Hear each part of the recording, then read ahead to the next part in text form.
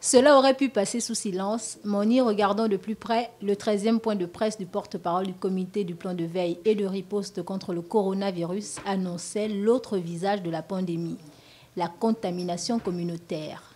Lorsque vous suivez le point de presse, vous vous rendrez compte que ce sont deux personnes qui travaillent sur le même site et qui ont été en contact avec quelqu'un qui revenait de Londres.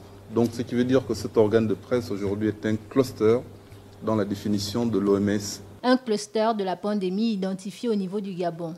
Employé pour la première fois, cluster signifie selon le ministère français de la Santé un regroupement d'au moins 2 cas en même temps au même endroit.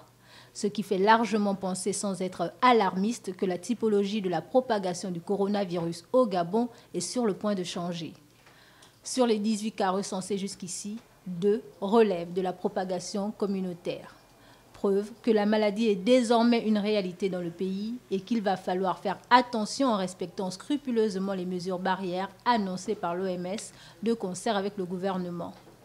Alors que l'essentiel des cas de la maladie venait jusque-là de l'étranger, l'annonce de ces premières contaminations sur le sol gabonais devrait interpeller davantage la vigilance de ceux qui n'ont pas encore pris conscience de la gravité du coronavirus.